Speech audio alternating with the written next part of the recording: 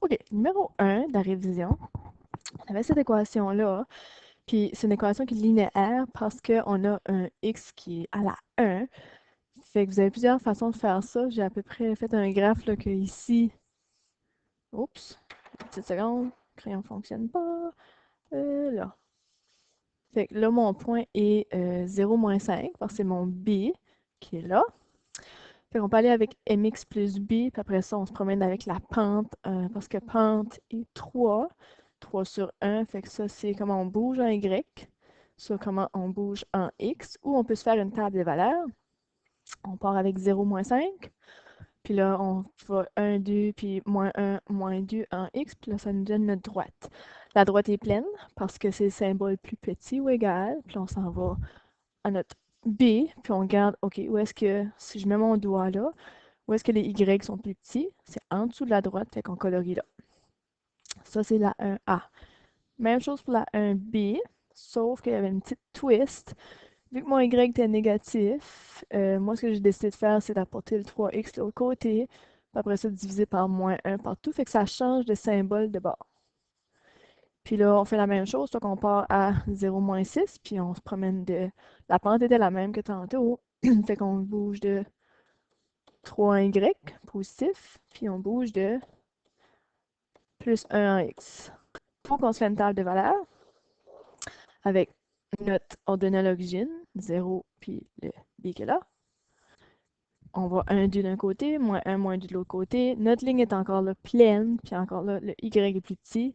Donc, si je mets mon doigt là, où est-ce que mes y deviennent de plus en plus petits? C'est par en dessous. Fait que c'est là qu'on colorie. Ça, c'était votre numéro 1. Ensuite de ça, numéro 2B, on vous demandait, je vais savoir le livre en même place que moi, là, vous aviez la droite, puis on voulait que vous écriviez l'inéquation. On part toujours avec un y égale à mx plus b. Mon symbole est plus grand, puis j'ai écrit là, parce que la ligne est pointillée premièrement, puis on a colorié par-dessus la droite. Puis là, ensuite de ça, je vais voir ma pente. Je me suis trouvé des points dans le graphique. La droite traverse l'axe des Y à moins 1, ça c'est mon B. Puis là, la pente, je me promenais de 4. Je montais de 4 en Y, puis là, je tassais de 1 en X. Oh, je pense que je me suis trompée. Je viens de voir ça. Je montais de 1 en Y, puis je tassais de 4 en X. Fait qu'ici, ça sera, oui, ça, c'est je monte de 1 en Y, puis je tasse de 4 en X. Fait que mon équation devrait être 1 quart X moins 1. Si vous voyez des erreurs, gênez-vous pas. Allez voir la fin du livre parce que j'ai comme oublié de faire ma correction avec l'arrière du livre. Donc, ça se pourrait qu'il y ait des erreurs à travers. La D, là, j'avais une ligne qui était pleine, fait que mon symbole aura un égal avec mon plus grand, mon plus petit, mais là, j'ai colorié en dessous où ce que les Y devenaient de plus en plus petits, fait que mon symbole sera plus petit ou égal. Et encore là, je vais trouver mon ordonnée à l'origine, qui est plus 2, ça c'est mon B, quand X est 0, Y est 2. Puis là, je vais me promener en Y, puis en X. Fait en Y, je descends de 3, le moins pour descendre, puis je tasse de 4. Puis je fais ça pour avoir des points qui sont vraiment beaux, là, qui arrivent avec des beaux chiffres. Sur l'axe des X, si je croise l'axe des X, j'ai un nombre décimal, fait que je prends pas ça. Fait que mon équation est celle-là, ou mon inéquation. Je ne vais pas dire équation, c'est des inéquations. Réponse. Ensuite de ça, la numéro 4, c'est un problème écrit. Puis on dit, vous avez un budget de 120 $ par mois. Fait que ça, c'est au maximum, c'est ce que vous avez. Puis la fille a fait des sorties. Puis là, vous allez identifier vos x et vos y, parce que c'est toujours ça qu'on a dans une équation, x, y. Puis on va faire nos inconnus avec ça. Puis notre inéquation, en disant que toute notre inéquation devrait être plus petite que 120 $ parce que c'est ce que la fille a comme montant. Fait que moi, j'ai dit que le cinéma allait être X, le restaurant allait être Y, puis le montant d'argent, c'est 15 $ pour le cinéma, 10 $ pour le restaurant, puis on peut pas en faire plus que 120 $ par mois. Fait que je vais aller isoler le Y, comme d'habitude. Puis là, ça me donne, après tous mes transferts, je divise par 10, blablabla, et ça me donne un moins 3 demi X plus 12. Ça serait mon inéquation, dans le fond, je veux dire. Puis là, on demandait de le tracer graphiquement, fait que je me suis fait une table de valeurs. Ça, c'est un 9 ici, j'ai fait une petite erreur. Je vais mettre ça dans mon graphique. Dans le livre, ils ont coloré là aussi. C'est ce qu'on devrait faire. Sauf qu'on ne peut pas accepter les valeurs négatives parce qu'on ne peut pas avoir des montants négatifs. Fait qu'on colorierait partout, mais on dirait quand même qu'il faut que le Y soit plus grand ou égal à 0 et que le X aussi devrait être plus grand ou égal à 0. Parce qu'on ne peut pas avoir des valeurs négatives dans un problème comme ça. C'est votre numéro 4. Puis là, c'est ce que je disais. Ah, j'ai dû l'écrire, j'avais pas vu, je l'avais écrit. Et voilà, numéro 4, voilà. Prochain. Numéro 6, la question demandait, je suis regardant dans mon livre encore, parce que là, je me promène, ça paraît pas, vous ne me voyez pas, mais je passe d'une page à l'autre. Fait que le numéro 6, on disait choisir une stratégie pour trouver l'inéquation ou la résoudre, puis ensuite expliquer le choix. Là. Puis j'ai fait pas mal de la même façon. Numéro 6, je l'ai fait d'une certaine façon, le numéro 7, je l'ai fait d'une autre. Donc, justifier, ben, on prend celle-là qui est la plus simple dans le fond. Là. Oups, je vais enlever celui-là. OK. Donc, ça, c'est mon inéquation. Oups, fonctionne pas, là. OK. Mon symbole est plus grand que 0. Fait que mon 0, c'est mon axe Y. Fait que là, on est à 0 ici. Fait que vu que c'est plus grand, on regarde en haut. Fait que c'est les pattes, notre solution. On va vers le haut, mais on ne va pas écrire les pattes comme solution.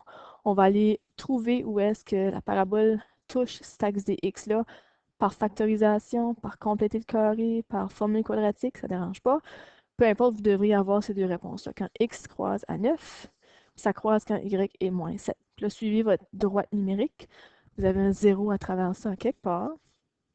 Là, de moins 7 jusqu'à 9. Fait que votre solution, vu que c'est les pattes, c'est cette région ici qu'on commence à voir nos solutions quand que le X devient de plus en plus petit par là ou qu'il devient de plus en plus grand par là. On ne peut pas prendre l'intérieur de la parabole parce qu'on regarde en haut de l'axe des X, puis en haut de l'axe des X, qu'est-ce qu'on voit? C'est des pattes.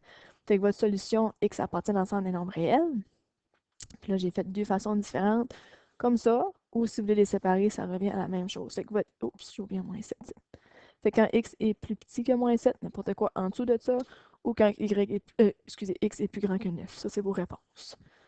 Pour la B ou la C, excusez, même principe, mais là, on regarde sous l'axe des x, parce que notre 0 est là.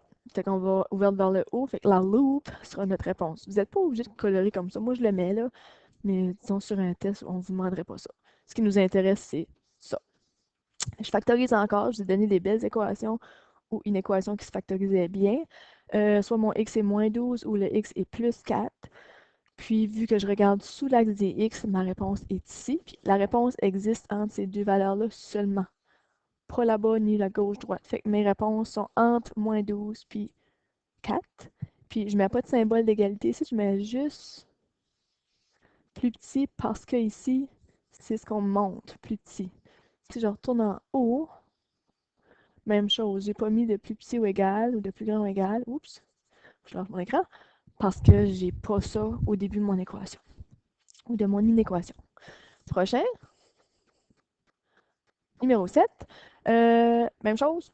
Fait que là, on avait juste besoin de faire un genre de STOI avant. L'équation est un petit peu différente pour mettre tout ça soit plus grand ou égal ou plus petit ou égal à 0. Dans ce cas-ci, c'était plus petit ou égal. Fait que je factorise encore, mais j'ai pris le tableau cette fois-ci.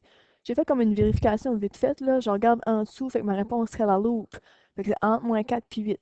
Pour faire le tableau, toujours le même principe, c'est comme une droite numérique, c'est de là à là. Moins 4 vient en premier, à gauche. Là, j'aurais un 0 quelque part. Fait que de moins 4 jusqu'à 8. Fait que je pars que x est plus petit. J'ai peut-être mis mon symbole à l'envers cette fois ici, là. X est plus petit ou égal à moins 4, parce que j'ai plus petit ou égal ici. Il est soit entre moins 4 et 8, ou qui est plus grand que 8. Je me choisis des points. Faites attention à faire sûr que vous avez les bonnes valeurs qui respectent vos intervalles. J'essaie ça là-dedans. Attention à vos signes, ça tourne positif, ça tourne positif, j'ai deux négatifs. Ici, ça fait 0, ça c'est négatif. Puis ici, positif, mais lui va être négatif parce que c'est plus 9 fois moins 4. Et là, j'ai un nom là, fait que je devrais avoir un nom ici, puis de quoi différent dans le milieu. Ma réponse est au milieu et ça respecte ma genre de vérification vite faite que j'avais faite là. Fait que entre moins 4 et 8, ça devrait être ma réponse. J'écris ça belle façon mathématique et que ça appartient à l'ensemble des nombres réels, tels que x est plus grand ou égal à moins 4, mais plus petit ou égal à 8. C'est la numéro 7. Ensuite de ça, numéro 8, on vous donne une équation. C'est un problème écrit. Puis il y a du monde qui passe en dessous des jets d'eau, etc. Et on veut savoir, dans le fond, que vous résolviez, il faut résoudre une équation, puis expliquer ce que ça signifie. Fait ce qu'on fait, on met ça comme genre égal à 0 pour un instant, là. Même si on sait qu'on travaille des inéquations. Fait que moi, j'ai multiplié par 4 partout pour enlever ma fraction. Puis ensuite de ça, j'ai utilisé, je ne pouvais pas diviser partout par moins 3. Fait que j'ai pris la formule quadratique. Puis la formule quadratique me donne deux réponses comme simplifiées au maximum, là. Si, oups, je vais vite, mais si on suivait les étapes, là, je remplace mon A, mon B, mon C. Ensuite de ça, je vais arriver avec ceci. Je vais aller simplifier ça comme au chapitre 5, là, puis là. Puis vu que j'ai des nombres pairs partout, je divise tout par 2, ça par 2, je divise ça par 2 et ça par 2, ça me donne ça. Fait que mes deux réponses sont ça ou ça. Vu que j'ai un moins 3 en dessous, j'ai juste changé les signes partout. Ça revient aux mêmes deux réponses, c'est juste que notre moins 6 va changer à un plus 6 à cause qu'en dessous c'était moins 3. Mais je divise pas par moins 3 partout, je fais juste changer mes signes. J'aurais pu le laisser comme ça n'aurait pas dérangé. Donc, ce que ça signifie, ça, c'est que nous autres, on regardait, on voulait aussi savoir, j'en reviens en haut, là, où ce que c'était plus petit ou égal à 2, parce que la hauteur du jet allait jusqu'à 2 mètres. Puis on voulait savoir n'importe quelle région de cette parabole-là, ces jets d'eau-là, quand ça frise, où ce que sont les limites de splashage, on va dire, qui ferait que ça serait plus petit que 2. Fait que le Y, dans le fond, il est 2 dans ce cas-ci. Fait que ce qu'on fait, au lieu de le mettre comme égal à 0, comme on aurait fait ici, on change un petit peu de place notre axe des X. C'est comme imaginaire, on le monte. Puis quand on regarde sur l'axe des X, notre réponse devrait être. euh, attendez 2 secondes là, pas que je me mélange. Ça devrait être. Deux petites secondes. Faire sûr, j'ai rien mélangé. Comme la loupe. OK? Même si c'est plus petit ou égal, on regarde quand même en dessous, puis on arrêterait là. Pourquoi qu'on arrête là? C'est parce qu'on ne peut pas aller en dessous de la Terre non plus. Fait qu'on bouge l'axe des X à 2 pour monter jusqu'à 2, puis on garde entre ce 2 là, parce que c'est là qu'on a mis Y temporairement, puis le sol, qu'est-ce que sont les limites? Puis les limites qu'on voit, ben c'est ça. Fait que là, ici, ça sera 6 plus 2 radical 3 sur 3. Puis de l'autre côté, ça sera 6 moins 2 radical 3 sur 3. Puis notre 0 est comme quelque part par là pour notre Y, là. Excusez, pour notre X. Si on faisait un axe, on n'irait pas là-dedans. Fait que dans le fond, ce qu'on fait, c'est juste que pour passer en dessous de ce jet-là de 2 mètres, c'est entre le X là puis ce X là que ça va se passer. Puis on oublie les pattes parce qu'on est rendu en dessous de la Terre. Fait qu'on aurait comme une pleine parabole en dessous de ce qu'on regarde. On ne peut pas prendre les pattes. Parce que même si on a monté l'axe des X temporairement, puisque Y est égal à 2, on ne peut pas aller en dessous de la Terre. Okay? Fait que c'est ce que ce numéro 8 là veut dire. Un peu plus d'analyse, puis dans le contexte actuel, d'une réalité si vous sortez dehors. C'est un peu différent de juste résoudre quelque chose, puis mettre des chiffres, puis ça n'a pas de contexte dans la vraie vie. Je vais arrêter ici, puis on va passer à la partie 2 ensuite.